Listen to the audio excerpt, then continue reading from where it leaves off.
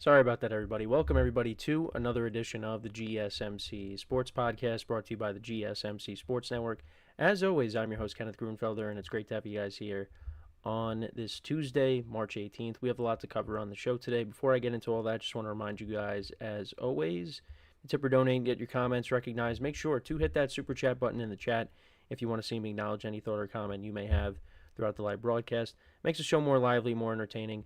Between myself, the host, and you guys, the viewers, we appreciate you guys' viewership each and every day. So any contribution you can make to the show means the world to us as we put out content for you guys each and every day. And also, the other way to help out the show is by going to the link at the bottom of the show segment on the ticker, GSMCPodcast.net. That is GSMCPodcast.net. So let's get into what we are going to discuss for today. So we're going to start off the show. We're going to continue our Aaron Rodgers watch. So we are going to talk about the latest reports that we've been hearing on where he could possibly go, where is he going to sign, where would he like to sign, or could he end up retiring? We'll get into that whole conversation in just a second. We'll also talk some NBA. We will talk about the Dallas Mavericks. The fans continue to just show their frustrations over the team's decisions over the last couple of months with the Luka trade. And we'll also talk about the 76ers shutting down Paul George for the rest of the season as well. And, we'll talk about some of the matchups tonight as well, some of the NBA action. And also we got the first games of the March Madness tournament starting tonight as well. So we'll take a look at those matchups too. Then in the third part of the show, we'll talk about Kirk Cousins. So the Falcons, they ended up keeping him past Saturday, and that now made his signing bonus guaranteed. So we'll talk about what the Falcons plan on doing with Kirk Cousins. They want to keep him on the roster, but we'll get into the conversation of whether he's going to remain with the team or at some point they are going to let him go or trade him to another team, if that's even possible. So we'll get into that. I know I did say we'll recap the Tokyo series the following day, but we'll talk about the game in the fourth part of the show. I mean, we have to. It's the start of the baseball season. We'll get into it, what happened. Nothing really major. Dodgers did pick up the win, but we'll talk about I'll give you my thoughts on the game and what transpired during that. And then we will continue our season overviews of every team in the NFL. Today we will be covering the New England Patriots. So let's get into the first topic, which is talking about Aaron Rodgers and what's going on with the latest on that front. So, from everything that we've been seeing as of late, it's being reported that he wants to go to the Vikings, allegedly. Wants to sign with the Vikings. And, from what I've been seeing also, and you guys have been seeing the same thing as well, that the Vikings are kind of, in the middle with it. Whether or not to bring him in or not. Because you do have J.J. McCarthy, who the Vikings, they traded up to get him. And they look at him as their future. However, he is coming off of a meniscus injury. And he might not necessarily be ready for the start of the season next year. It's possible that, maybe the Vikings bring in someone other than Aaron Rodgers to just start the season and then the first quarter of the season, and then you give the ball to J.J. McCarthy. But if you bring in Aaron Rodgers, your intention is, hey, we're going to bring this guy in and he's going to start for us, and hopefully we could go to the promised land with him. That's why you make this move. Now, a lot of people are going to shake their head and say, no, that's not going to happen. Now, for me, I think if the Vikings were to bring in Aaron Rodgers, I think that would be a great spot for him. They made improvements on the offensive line because that was the weakness on the offense last year. There's familiarity there with Aaron Jones, and they just traded for Jordan Mason. So I think that's going to be a nice duo that they have there over in Minnesota. And then, of course, the embarrassment of riches with pass catchers. This would be one of the best supporting casts Aaron Rodgers has ever had if he were to go to Minnesota. And they're backed by a good defense. And they made improvements on that side of the ball as well, signing a couple of defensive linemen. And they're not done yet. There's always the draft, too. So, and we've talked about this, when you look at the teams that have interest or supposedly have interest, the Vikings are at the top. The Vikings are the closest team to getting to a championship and winning a championship. And that's what Aaron Rodgers wants to do. But you go to the Steelers. All right, the Steelers are a playoff team. But do we think that with Aaron Rodgers, are they going to take that next step? Now, I think, to be honest, if Aaron Rodgers was the quarterback last year for the Steelers, I don't think the Steelers lose 5 straight games. But then again, you could say, well, look what happened when he was with the Jets last year. But it's 2 different teams. So the Steelers would be number 2, and then you got the Giants, who have a young team. They have one of the youngest teams in the NFL, but they're not ready to compete yet, especially in their division. I mean, wherever he decides to go, if he continues to play, the NFC North is a tough division. The AFC North is going to be tough, and the NFC East is tough. So there's really no soft landing wherever he decides to go in terms of the teams in the division. But you're also hearing reports that if the Vikings don't bring him in, instead of picking either the Steelers or the Giants, he might just opt to retire. Or he could wait it out if an injury happens to a team that he could latch on to and take over as a starter. That's also an option. Now, for me, I hope it's not, because I want to just see him play. I want to continue to see him play every Sunday. The NFL is better with Aaron Rodgers in it. In a lot of people's eyes, they'll disagree with that. And that's fine, because there are a lot of people out there that are not fans of Aaron Rodgers. And I made the joke yesterday in our production meeting that since I've taken over this show and Matt has taken over the football show, the football podcast has gone from being a somewhat pro Aaron Rodgers show to a complete anti Aaron Rodgers show, because he's a Steelers fan and he does not want to see the Steelers bring in Aaron Rodgers. And he makes a lot of valid points, and I understand it from his perspective. I would like to see him go there just because my dad's a Steelers fan, so there's rooting interest there, and obviously the Giants as well would be, that'd be a perfect situation, because that's my favorite football team. Although I've been very disappointed with them over the last several years, and to see one of my favorite players play for that team, listen, at this point I don't really care. I would take Aaron Rodgers for 1 year. They draft a young quarterback. He sits behind Rodgers. I'd be okay with that. But it's a very interesting situation, and you just have many people that are impatient, mainly the media. Adam Schefter, saying, why doesn't he just make a decision? We're playing the waiting game. It's not up to us.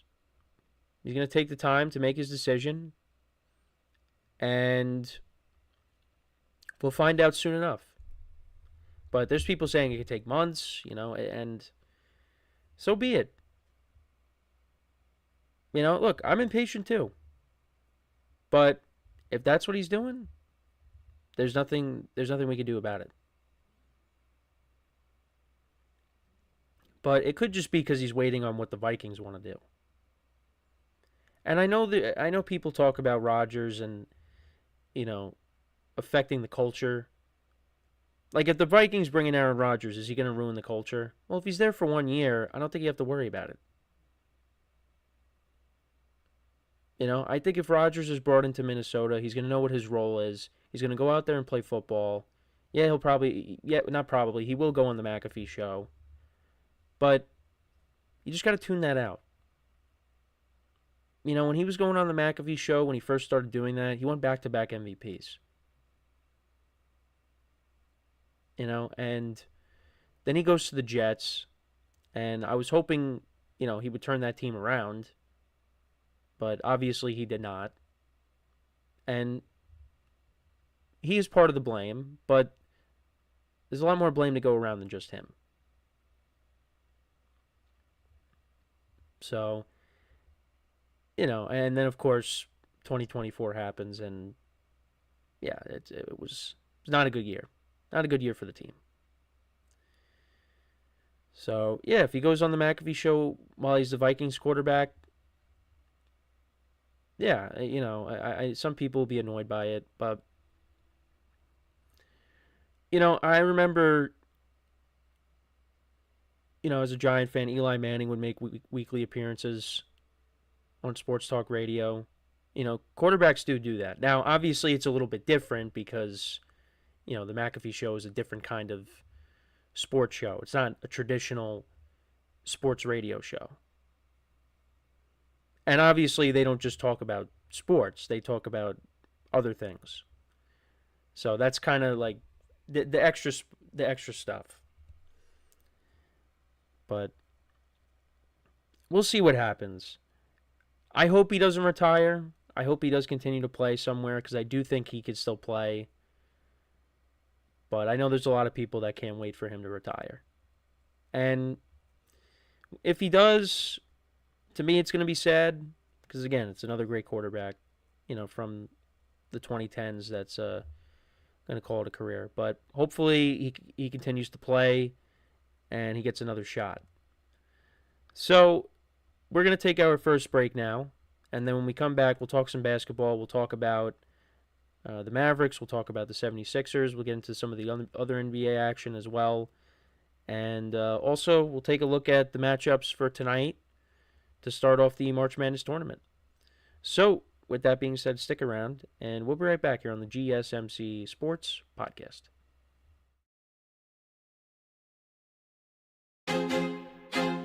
I feel like I'm losing my mind. Is everybody in the world blind? Please, Lord, give me a sign, a sign.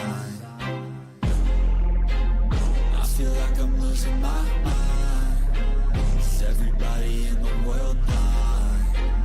Please, Lord, give me a sign, a sign. I wanna be the greatest. Everybody on the fake shit. I look around and feel like everybody is the fakest. I make this every day and I'm impatient, hoping one day I blow up from the basement. Statement, the top is so vacant. I don't hear shit that I think is amazing. Waiting for my day when I'm playing sold out shows for 1,000 faces. Hey, give me that crown, get in my way and to be put down. It ain't your place, all this my town. If I want that shit, then I'll get it right now.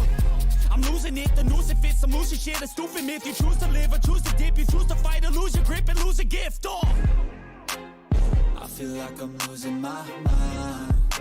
Is everybody in the world blind?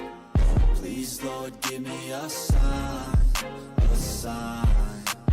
I feel like I'm losing my mind. Is everybody in the world blind?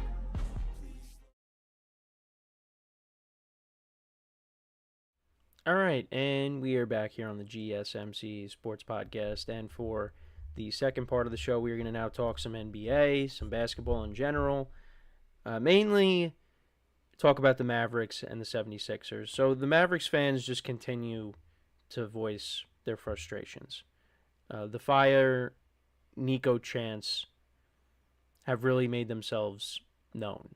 And, you know, as a Yankee fan, I know what it's like to have your fan base chanting for your general manager to be fired. Now, what Nico Harrison did is inexcusable, honestly. The Mavericks, they could tell you whatever when it comes to the Luka trade. But you don't trade that kind of a player. You don't do that. This was your franchise player This was your guy that you were going to have for the next 10 to 12 years. He's now into his NBA career. He's in his prime, and you just trade him like that. And you trade for a guy. Now, Anthony Davis is a good player, but Anthony Davis is also an older player and continues to deal with injuries. And now, look at what's going on. The Lakers are going to be a team that could make a deep playoff run, and the Mavericks might be a team that doesn't even make the play-in. Because right now, when you look at the standings, now, we haven't really talked about the standings as of late, because all the NFL stuff that's been going on. But if you take a look at the Western Conference standings right now, the number 2 seed at the moment is actually the Houston Rockets. They're the number 2 seed. Now, the Nuggets are tied with them. Rockets, I guess, have the tiebreaker over them. Then you have the Lakers as the 4th seed, and they're tied with the Grizzlies, who are at the 5. Warriors are at the 6th seed. Warriors actually lost to the Nuggets last night, and the Nuggets were without Jamal Murray and Nikola Jokic. Russell Westbrook, I think, had a triple-double last night. Yeah, he had a triple-double last night. See, Russ could still do it, at times. I know people have their complaints about him and how he plays the game. Also, he actually really did not shoot the basketball well last night. He shot 5 of 18, but still, 12 points, 12 rebounds, 16 assists. But the Nuggets got the win. Warriors ended up losing, so that's now the second game that they've lost since they acquired Jimmy Butler. But anyways, Mavericks right now are at the 10. And with everything that's gone on with the Phoenix Suns find themselves 1 game back of the play-in. 1 game back. And honestly, it would not be that crazy to see the Suns pass the Mavericks and the Mavericks just completely fall out of the playoff picture. It has been a rough month for this team. And not only because of the Luka trade, but also just because they don't have enough guys. They don't have enough guys to field the whole team. You got guys getting hurt left and right. PJ Washington, who, commented on the Fire Nico trades, he recently just came back. I mean, he's frustrated by the fans constantly doing this. They don't want to hear this, but you're going to hear it for a long time. And especially when Luka comes back, because Luka is going to make his return to Dallas when they play each other. And that's going to be must-see TV. But, you got Lively out, Gafford, Anthony Davis, Kyrie Irving tore his ACL. You're missing all your guys. We never really got to see this team at full strength post-Luka. You're not going to see it. And, people are going to say that there was now a hex that's been put over the, I'm using a WandaVision term, a hex over the Mavericks, because how do you do that? Now, if Nico Harrison does get fired at some point, they are going to throw a parade. They're going to be celebrating in the streets like they won the Super Bowl, like they won the NBA Finals. Now, I don't think it's going to be to the extent of what the Eagles fans did when the Eagles won the Super Bowl, but they're going to throw some kind of celebration if he does end up getting let go. And there's no indication of that yet, but could happen. Could definitely happen. But, yeah, it has not been a good stretch for the Mavericks. And I think fans just want this season to be over. And another trade that they made also, they traded Quentin Grimes to the 76ers, who we're going to talk about in a second. This was 3 days after the Doncic trade. In 16 games with the 76ers, Quinn Grimes is averaging 19.9 points per game, five rebounds per game, and 3.8 assists. All of a sudden, he's starting to look great. Former Knick as well. The Mavericks acquired Caleb Martin in the trade, and he's only played in 5 games because of a hip injury. So the Mavericks just can't do anything right. So yeah, they could find themselves just completely on the outside looking in. And it's just amazing because this team made the NBA Finals last year. They were in the finals. Now, did they win it? No. But they were in it. And then they were just like, yeah, we're going to just trade our best player. We're going to try something different. And everything just fell apart. So they better hope, the front office better hope that this team is healthy next year. I mean, I don't even know what's going to happen with Kyrie. Kyrie, I don't think will be back by the start of the season, right? So already you're starting without one of your players. But will we ever see this team at full strength with all the moves that they've made? I don't know. I don't know. And you got to feel for Jason Kidd. He's doing the best he can with what he's got.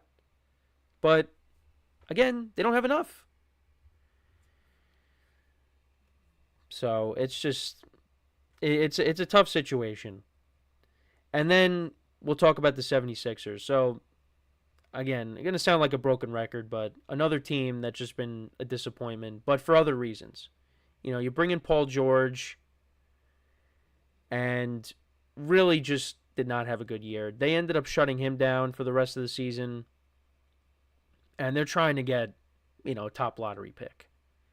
And again, if it's outside of the top 6, the Thunder would take that pick, as if the Thunder don't have enough picks. So this is a lost season for them. They're hoping, I think the fans are just hoping, hey, just let's get a top pick. Let's get a good player out of this draft and go from there. But you got Paul George on the team for 3 more years, and you shut down Joel Embiid and you have him for 4 more years. And I did bring this up when we talked about the Sixers on one of my previous shows, but yeah, you could get one of those top players. And in a perfect world, everybody comes back healthy next year and you have a bounce back year. But who's to say these guys don't get hurt again? Now, again, it could go the other way and everything works out, but Joel Embiid he's destined to miss games. So he's going to miss games next year. Now, I think the Sixers, if they can get a top player in the draft, you got Tyrese Maxey, Paul George can bounce back next year. You could be a team that competes for a playoff spot. Definitely. And Joel Embiid, if, he's able to make it through the season, misses some time, but here and there, but if he's able to make it through the whole season and have more of an impact, yeah, you should definitely have the Sixers in the playoffs next year, in my opinion. But, who knows? This season's just been a complete disaster. And, I look at it and say, well, you have Tyrese Maxey you could build around. And who's going to take on these contracts? If, let's say, you would want to move off of them and beat in Paul George. And you got to hope that, Tyrese Maxey, you want to build around him, but you don't want to see him go anywhere else. He feels like he, can't win with the Sixers. And Tyrese Maxey's a really good player. So we'll see what happens. But, yeah, not good on the Sixers front. They're just hoping at this point, you tank and you get a top draft pick, hopefully. Because right now they're 13th in the Eastern Conference. They're 23-45. But if they If they finish outside the top 6 and the Thunder end up getting their pick, yeah, that's not going to be good. But for the NBA action tonight, so we got actually the Bucks and the Warriors will be playing at 10 o'clock Eastern time. You also got the Clippers and the Cavaliers trying to get back on track after their winning streak came to an end the other day against the Magic. And then you also have the Hawks and the Hornets. I don't think anybody really super invested in that game. And then you also have the Nets and the Celtics as well. Last night, the Knicks picked up a win. I said the Nuggets picked up a win over the Warriors. Warriors losing their second game with Jimmy Butler. Lakers defeated the Spurs. Luka last night, 21 points. Austin Reeves, he has played really well in recent games. You look at his stats over the course of the last 6 games, 16 points, 17 points, 28 against the Bucks, 37 against the Nuggets, and that was without, I think, was that also without Luka? Either way, 37 points, 28 against the Suns, and then 30 against the Spurs. He's been playing really well. And he's really stepped up with LeBron being out. And he's a good player. He's a good player for them. Actually also had the Pacers defeating the Timberwolves in overtime. Obi Toppin, former Knick, 34 points in the game. There was no Tyrese Halliburton in this game. Looks like the Pacers are missing a handful of guys last night, but they picked up the win. Anthony Edwards had 38 points for the Timberwolves. So that's kind of where things are there in the NBA. And then tonight, when you look at college basketball, so we have 2 16 seeds going at it. You got St. Francis against Alabama State. And then, well, that game starts at 6:40 p.m. Eastern Time on True TV. And then this is the better game of the two. The 2 11 seeds, you got UNC against San Diego State. The Aztecs against the Tar Heels. So that's a big game. And then tomorrow, we went over this yesterday, but you got American against Mount St. Mary's, and then you have Xavier against Texas. And then everything starts. Everything starts on Thursday. First game, Creighton against Louisville. So be ready. I got to put my brackets together. I'm in a few bracket groups. Actually, more than that. So I'm looking forward to it. Should be fun. So before we go to break, just want to remind you guys once again, I am not reminding you about Aaron Rodgers, but I do want to remind you to tip or donate and get your comments recognized. Make sure to hit that super chat button in the chat if you want to see me acknowledge any thought or comment you may have throughout the live broadcast. It makes the show more lively, more entertaining between myself, the host, and you guys, the viewers. We appreciate you guys' viewership each and every day, so any contribution you can make to the show means the world to us as we put out content for you guys each and every day. And also, the other way to help out the show is by going to the link at the bottom of the show segment on the ticker, GSMCPodcast.net. That is GSMCPodcast.net. So when we come back from our next break, we will talk about Kirk Cousins and what's going on there in Atlanta. So we will get into that when we come back from our next break. So with that being said, stick around, and we'll be right back here on the GSMC Sports Podcast. Looking for your daily fix of sports talk without having to pay for it? GSMC Sports Network is available on YouTube. Just search GSMC Sports Network. Get your fix of daily sports talk shows on YouTube, absolutely free. NFL, college football, NBA, MLB, MMA, UFC, fantasy football, and so much more. GSMC Sports Network has shows running all day long, with new sports shows starting every 2 hours. Just like on your favorite cable sports channel, except GSMC Sports Network is absolutely free. Just search GSMC Sports Network on YouTube to catch one of your new favorite shows, like the GSMC College Football Podcast, Chip Shot Football Podcast, Hoops and Heels Women's Sports Podcast, GSMC Basketball Podcast, and so many more. Check it out for yourself. GSMC Sports Network, now available on YouTube absolutely free. Search GSMC Sports Network on YouTube right now.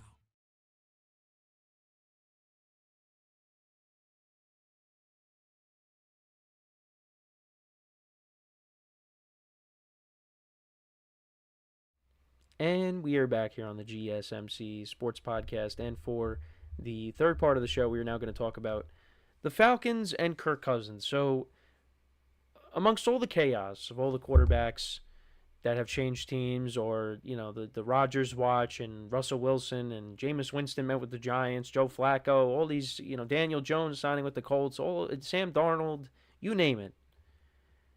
Kirk Cousins, not a free agent, but a quarterback that could be available at some point. Now, what was interesting is Saturday, if the Falcons kept Kirk Cousins, which is what they ended up doing, his signing bonus would become fully guaranteed for the 2026 season. And there was some speculation, I would imagine, that the Falcons maybe would make a move. So that wouldn't be the case. Well, Kirk Cousins is still on the roster. And the Falcons have constantly been saying that they want to keep him on the team. And that their plan is to have him back up Michael Penix Jr. Now, just because they're saying that now does not mean when we get to June, when we get to the summer months, that a move doesn't happen. Now, if the Falcons trade Cousins before June 1st, they would face a $37.5 million deal with a $37.5 million dead cap hit, and they would save only $2.5 million for the 2025 season. If they trade him after June 1st, they would save $27.5 million, but still have $12.5 million in dead cap money. So a move could maybe happen when we get to the summer, or close to it. Now, Cousins met with Arthur Blank. I would imagine he wants to start somewhere. And I think Kirk Cousins can still start. Now, we were kind of unaware of other injuries he was dealing with, because he mentioned that he got injured in the Saints game, injured his throwing shoulder. And that's why sometimes some of those passes, take a look at the Chargers game, because I bring up that game a lot, because he threw 4 picks in that game. That was not a great performance by him. But I also think he was a guy that he lost confidence. But I do think he could still start. And I think, again, another year removed from the Achilles injury, you will see a better Kirk Cousins. And maybe he just wasn't a good fit for the Falcons. A lot of people talk about Cleveland because Kevin Stefanski and Cousins have had a relationship. So that could work. Maybe he goes to the Giants. If the Giants don't get Rodgers, they don't get Russell Wilson. Maybe Cousins is an option, but also you're hearing that they could bring in Joe Flacco. And they met with Jameis Winston. Listen, I am all for the Giants bringing in Jameis Winston. And I did talk to my friend about it because he's a big Jameis fan, but he said, yeah, the Giants maybe will win 2 games that they're not supposed to, but they'll probably still end up with 5 wins. And I'm like, yeah, but Jameis would make things exciting at the quarterback position. But I think one way or another we will see Kirk Cousins in a different uniform in 2025 at some point. Because is he really going to go the whole year as the backup to Michael Penix? Now, I don't think it's a bad thing. Like, for the Falcons, I don't think it's bad you have Cousins as a backup. But for Kirk Cousins himself, is he going to want to be a backup? I don't think so. Kirk Cousins wants to start. Now, you're taking a bit of a gamble if you bring in Cousins, because he can continue on that trajectory from last season. From last season going into 2025. So yeah, Falcons, you would hope, take on most of his salary, because, if you bring in Kirk Cousins and you're taking on a big chunk of his deal, and he doesn't perform for you, that's, fans of whatever team ends up getting him are not going to be happy, and the organization's not going to be happy that you took a chance on that. But yeah, I do think he's going to end up on a different team. I have no theories, I have no sources on that, but I really do think he will go somewhere else. Especially like if an injury happens too.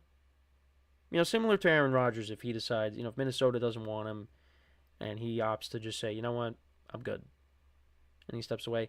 If, quarterback gets injured, they could say, well, Kirk Cousins is a backup on the Falcons. Maybe we could, bring him in. Now, I think Kirk Cousins would want to go to a team that, has a chance to win. I don't think he wants to go somewhere where, it's a rebuild or the team is not even close to competing. He wants to end up in a good situation. But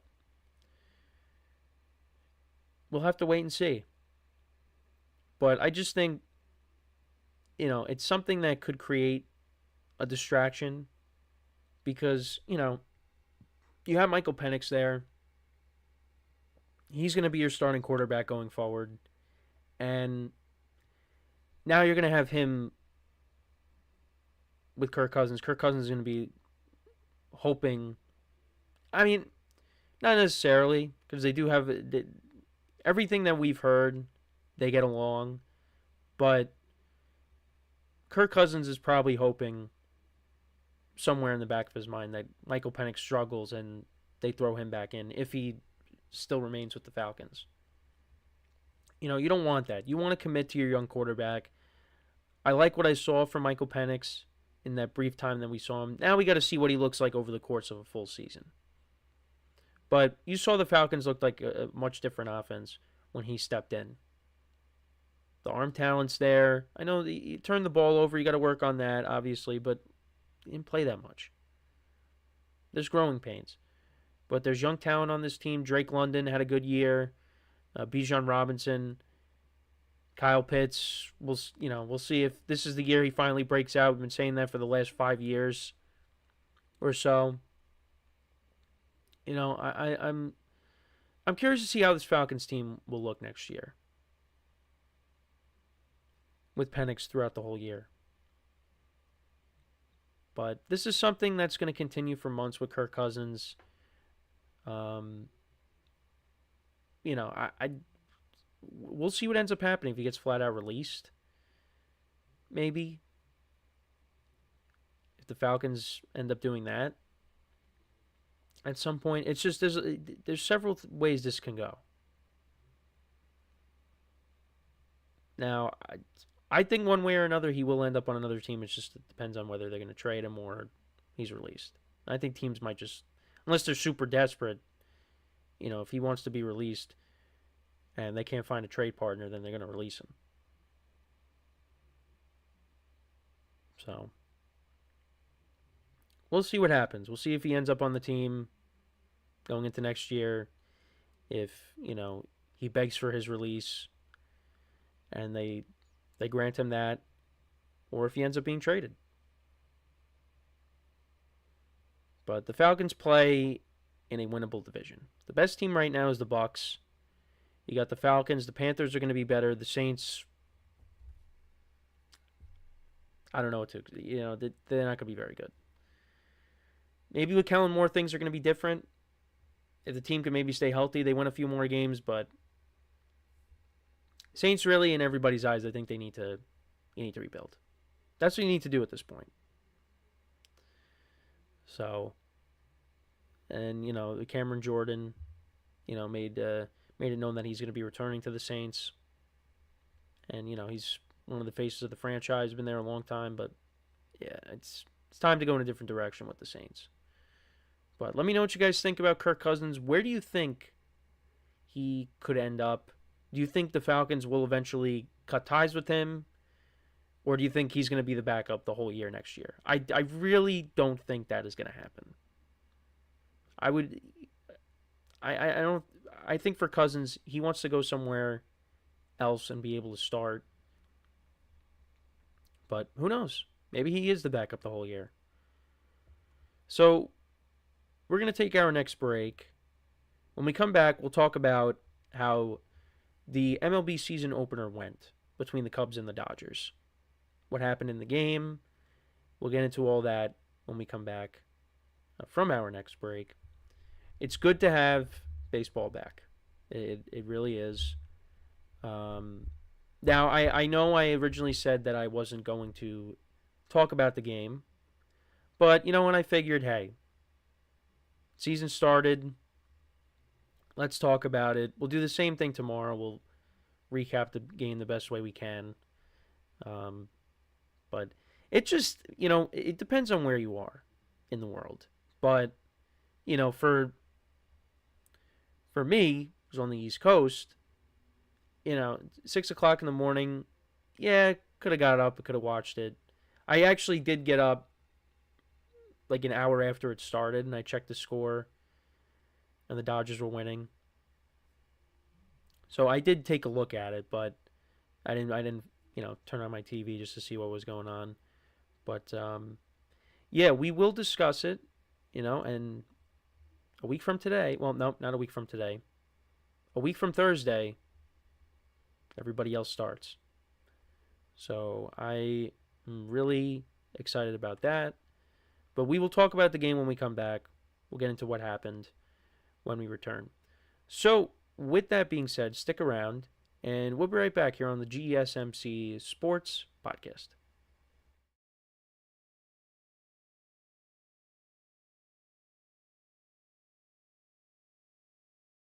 For the best and latest podcasts available anywhere, go to the podcast app on your cell phone and type in GSMC to access free content-rich podcasts on health and wellness, book reviews, sports, entertainment, relationships, social media, movies, technology, finance, and even weird news. Subscribe and download the GSMC Podcast Network's family of shows, available everywhere podcasts are found.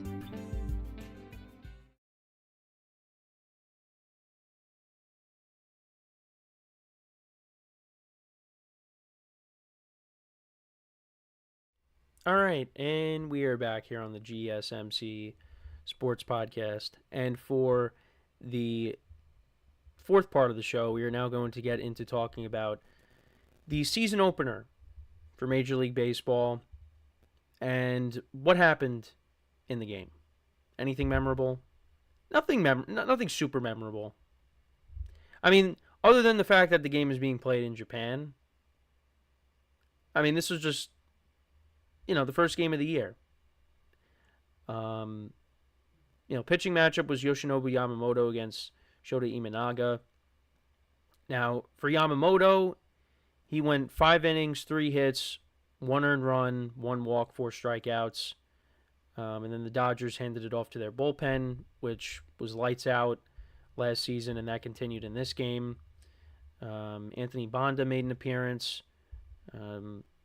Actually, Dodgers relief pitching didn't give up any hits. So, yeah, you had Banda, you had Ben Kasperias, Blake Trinan, and then Tanner Scott, who they acquired from the Cubs. Well, I almost said the Cubs. They acquired, they signed him this offseason. And he spent some time with the Marlins and the Padres. And then for the lineup for the Dodgers, Ohtani had 2 hits. Kike Hernandez had a hit. Tommy Edman, Will Smith, Michael Conforto, Miguel Rojas as well. For the Cubs, like I said, only 3 hits. Couple of errors in the game for the Cubs, so that's not good. But yeah, Kyle Tucker in his Cubs debut, 0 for 4 on the day. Seiya Suzuki, he went 0 for 4 as well. Ian Happ had a hit. Dansby Swanson had a hit.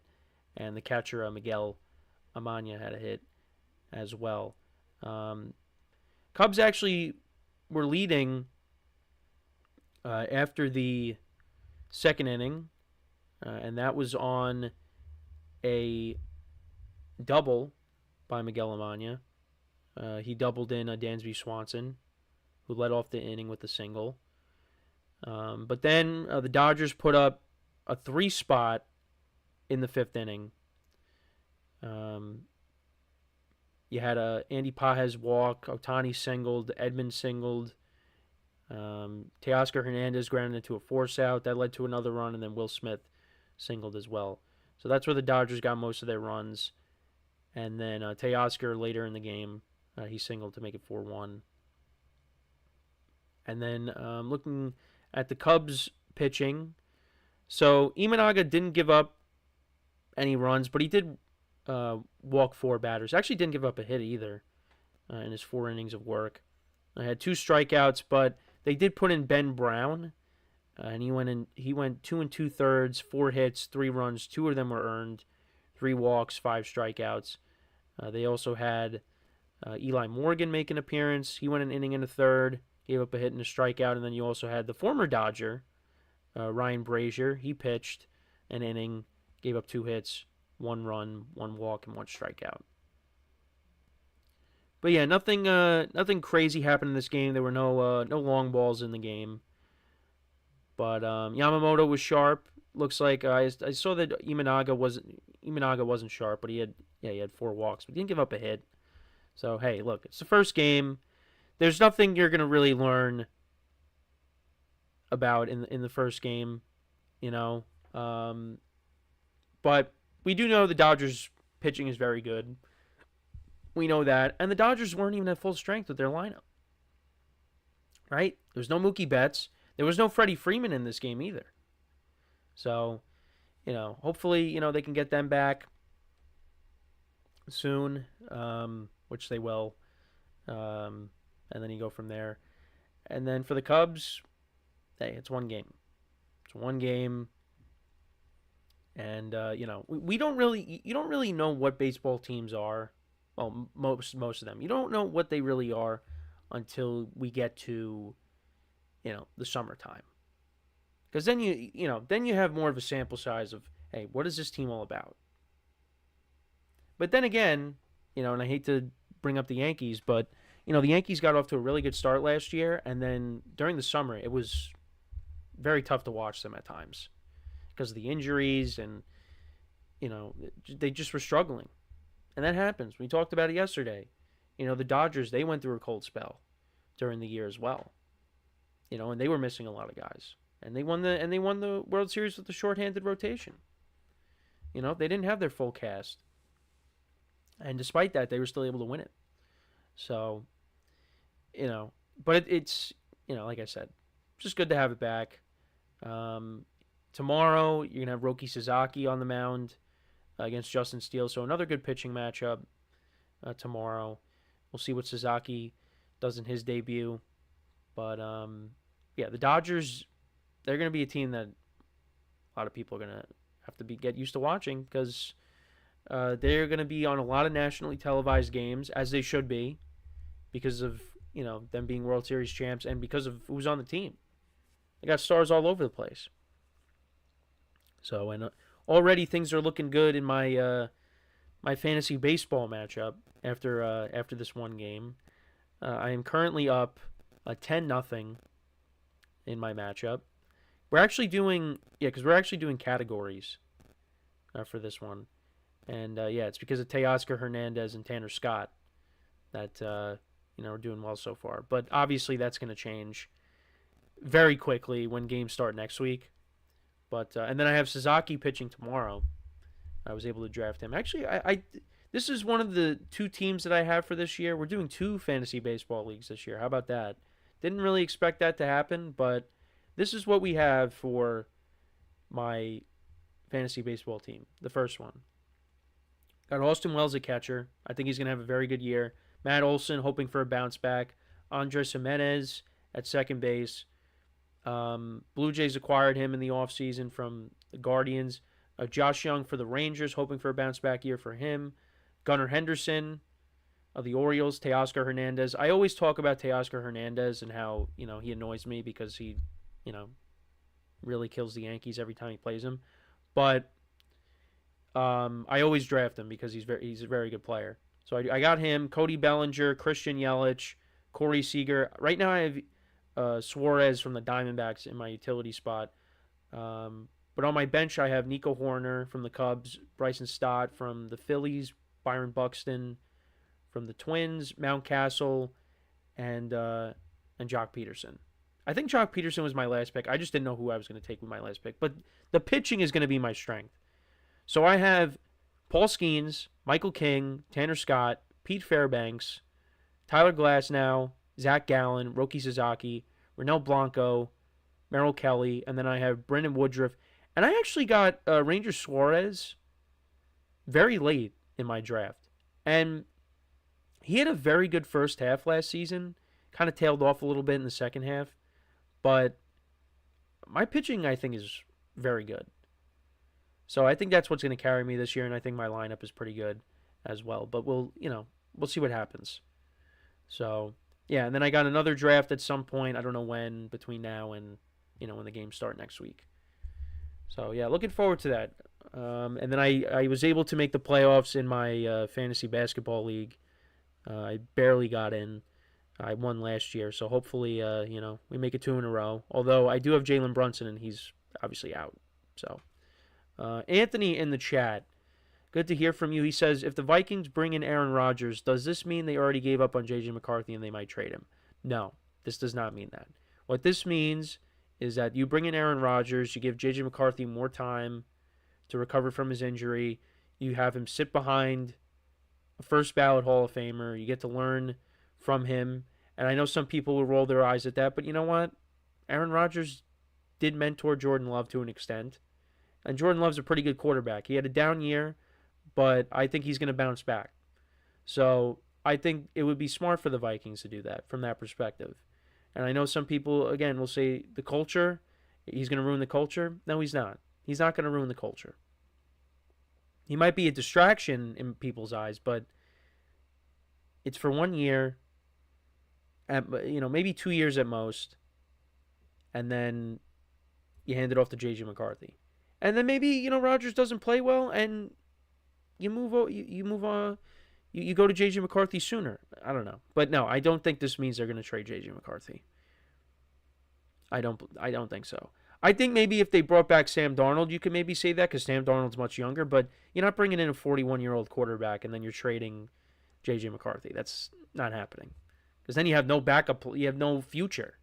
Then if you bring in Aaron Rodgers and you trade J.J. McCarthy, you're bringing in Aaron Rodgers because you want to give your own quarterback more time to recover from his injury, and also get to learn from a first ballot Hall of Famer. Like I said, get to learn anything. It's not a bad thing. So yeah, we talked about several different things there. Football, talked about baseball. We talked about basketball a little bit with fantasy basketball as well. Yeah, trying to get myself more involved in things. Because I went a very long time without doing fantasy baseball. I did it a lot, during the 2010s, but then I stopped because I was just like, I don't know why I stopped doing it. But then I was like, you know what, I got to get back into this. So I've been in it the last couple of years. My team collapsed last year. I was like the Jaguars from 2023. I was 8-3, I think, and then I just fell apart. My team just lost every game after that. And then I barely missed out on the playoffs. But I think the team I have here this year so far, I think that team's going to be pretty good. I think it's pretty good. The pitching, I think, is what's going to carry me. So we'll see how it goes. But yeah, we got one game in the books with baseball. Dodgers pick up the win. And yeah, we can expect many more wins coming from that team this season. Like I said, there's not a lot you're going to learn from the first game, but I mean the Dodgers bullpen, and their pitching in general is going to be very good, and the lineup's going to be good. It's not even at full strength yet.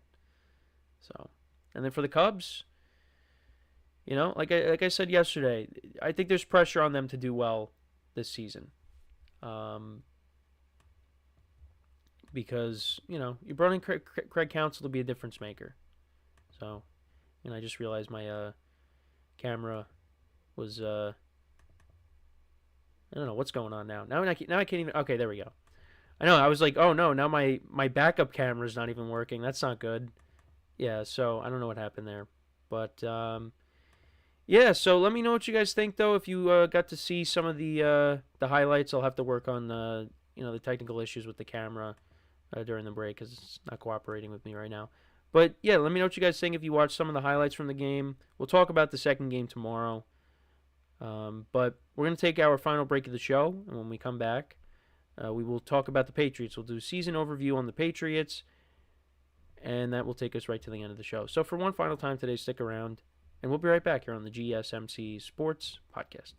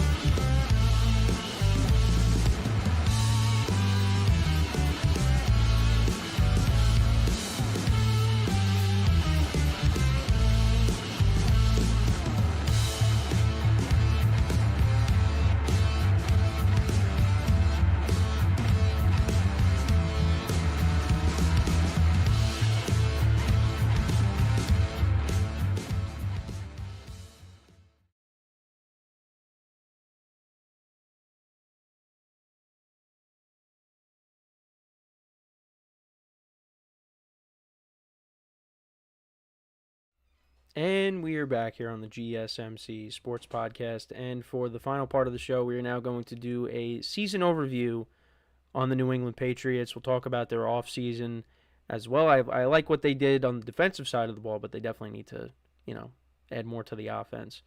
So the Patriots, 2023 was forgettable, but 2024 was also kind of a forgettable year as well. There's definitely some more optimism. Well, there's a lot more optimism going into 2025 because the Patriots, I think, found their quarterback in Drake May. He didn't start right away because they didn't want him to start behind that offensive line. So they ended up throwing Jacoby Brissett to the Wolves. Now, to be fair, though, the Patriots did end up winning their first game of the year. Yeah, that's right. To the Cincinnati Bengals, who just paid their two receivers a lot of money. We talked about that yesterday. But yeah, they went into Cincy. They beat the Bengals 16-10. The biggest play of the game, there was a fumble by Tanner Hudson. Because the Bengals were going to go down and score. But Kyle Duggar ended up making a nice play on that, forcing the ball out. So that, led to the Patriots leading 10-0 after the first half. And, the Bengals didn't score till, late into the third quarter. But, yeah, Patriots ended up getting the win. You're like, wow, Patriots, nice. But then they proceeded to lose their next 6 games. They lost in overtime to the Seahawks. So the first couple weeks, you're like, wow, they've been, competitive in both these games. They could have very easily been 2-0. But then there was that Thursday night against the Jets, which we will talk about that from the Jets' perspective tomorrow when we go over their season. And that's probably one of the more anticipated season overviews that I've done so far. But yeah, from the Patriots' perspective, I mean, the Jets were that defense was just all over Jacoby Brissett. The Patriots could not get anything going. Ramondre Stevenson in that game, he had less than a point when it came to fantasy. He only had 6 carries for 23 yards. Because I was saying, well, the Jets are susceptible against the run. Patriots should be able to run the football. No, they were not able to run the football. And they ended up losing 24-3. Then against the 49ers, things didn't get any better. Fred Warner had that pick 6 in that game. So they lose that. They go to 1-3. Then they lose to the Dolphins. That was with Tyler Huntley at quarterback. They ended up winning against them. That was a game I thought the Patriots could win. And then this is where Drake May stepped in, week 6 against the Texans. Probably was not the best game to start him in Now, he did make some good plays. He had a couple of, well, not a couple, but he had 3 touchdown passes in the game, did throw a couple of interceptions. But you were encouraged by what you saw in his debut. And how many times was he sacked in his debut? Because Texans defense is pretty good. He was sacked 4 times. And then they played against the Jaguars. Jaguars ended up winning 32-16 in that game. That was one of the international games. But then they ended up picking up the win against the Jets. Drake May ended up leaving the game early with a concussion. So Jacoby Brissett stepped in, and the Patriots ended up winning that game at the end. The offense went right down the field. Jets went up 22-17, and they let the Jets defense let the Patriots go right down the field and score a touchdown with no time left.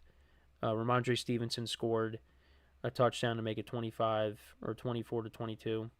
Or actually, no, they got the 2-point conversion. So they made it 23-22, and then they went for 2 and got it.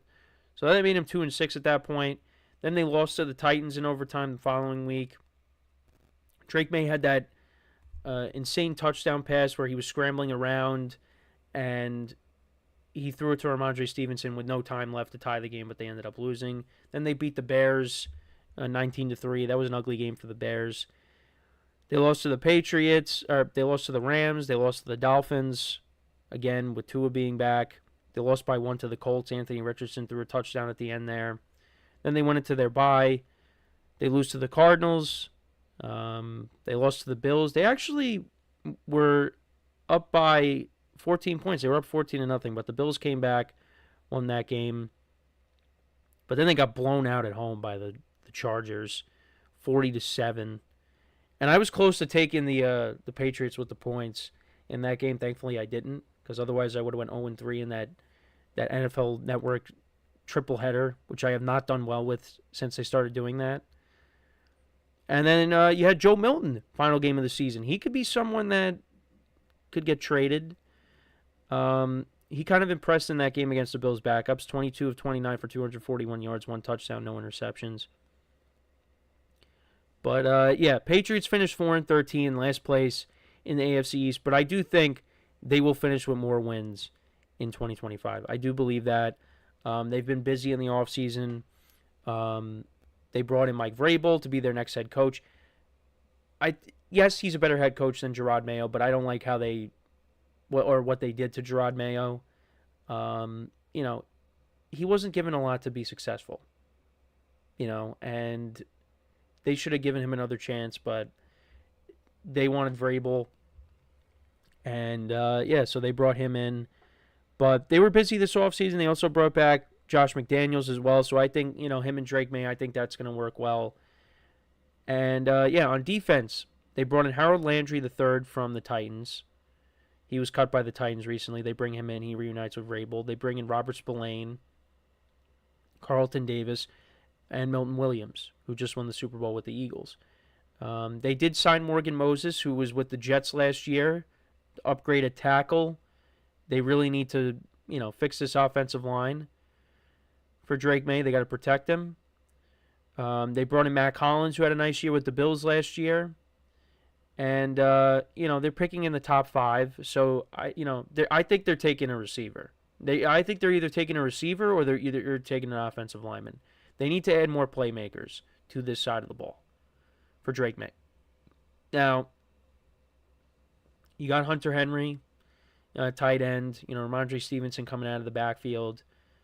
But you got to improve the offensive line and, get some receivers for Drake May. And there's still receivers out there. Like, they could go out, maybe they sign Stephon Diggs or, you sign Keenan Allen or something. Well, Keenan Allen wants to go to one of 2 places. But there's a lot they could do. But they spent a lot of money this offseason. And you look at last year, their defense ranked 22nd in total yards per game, 22nd in points allowed per game, and they were 10th in passing allowed and 23rd in stopping the run. So, and you added Carlton Davis to the secondary opposite of Christian Gonzalez, who's a good young player for them. So, the defense, had some issues, but they revamped it. The offense is really the bigger problem.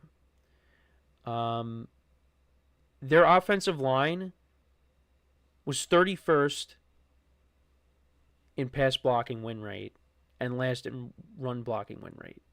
That's not good. They need to fix that. And, bringing in Morgan Moses will help.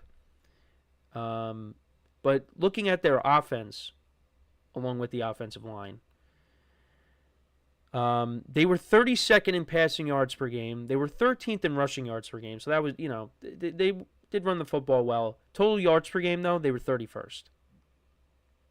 That's not good. Time of possession, they were 24th. Points again, well, that's the defensive stats. But yeah, offensively, they were towards the bottom. They have to improve that. And, Drake May, you look at his year, he finished with 15 touchdowns to 10 picks. Not the best touchdown interception ratio, 2,200 yards passing. I think he's going to have a better year next year. Ramondre Stevenson ran the ball for 801 yards and 7 touchdowns. They gave him a big contract in the offseason. Actually, Drake May also ran the ball for 421 yards, too, and 2 touchdowns. So, can also be a little athletic, running the football as well. But, yeah, their leading receiver, though, was Hunter Henry. You got to improve on that. You got Demario Davis, Kashawn Booty, Kendrick Bourne, Jalen Polk, who only had 87 yards receiving in his rookie year. He did have 2 touchdowns, but there's not a lot of elite talent on the offensive side of the ball, and they have to try to build this up. And I think you go after, if Travis Hunter falls to you, that's someone you go after. Tetairoa McMillan. I think that's where the Patriots could go, is playmaker, and then offensive line. Or maybe, like I said, maybe they trade down and they draft an offensive lineman. Who knows? But I think the Patriots will win more than 4 games next year. I really do believe that. I don't think they're going to I'm not going to sit here and say they're going to compete for a playoff spot, but I do think that you could see them maybe get 6 wins. I think you could see that. Slowly but surely make improvements there. But, you got the Dolphins and the Bills. The Bills are the class of the AFC East right now. And if the Dolphins have a healthy Tua, they're going to be a better team. But, if Tua gets hurt and misses some time, the Patriots could steal some wins there from the Dolphins, depending on how the schedule shakes out. If Tua gets hurt, which I don't want to see Tua get hurt. I don't think anybody wants to see that. But he misses time. That's what happens. And then the Jets, we'll see how they look with Justin Fields, and we'll talk about them tomorrow. So, but let me know what you guys think, though, about the Patriots season. Again, forgettable year for them. I think they're on their way back to being in the conversation in the AFC. At least when it comes to, being more competitive. Again, I still think maybe they're another year away, but who knows? I think they got a good head coach. I like the McDaniels move. They got the quarterback. The defense. I like the moves they made there. You just got to give Drake May more to work with now. So, yeah, that is pretty much it, though. With that is pretty much it for the show for today. Thank you guys for tuning in. Make sure to check out all the other shows on the network. Make sure to subscribe to both YouTube channels. Make sure to check us out wherever you get your podcasts, so you can listen to us as well. We appreciate all the support as always. Make sure to leave a like and comment on my videos as well. I'll try to get to your comments. So, as always, I'm your host, Kenneth Grunfelder, signing off from the GSMC Sports Podcast, brought to you by the GSMC Sports Network. Have a good day, and I will talk to you guys tomorrow. Take care.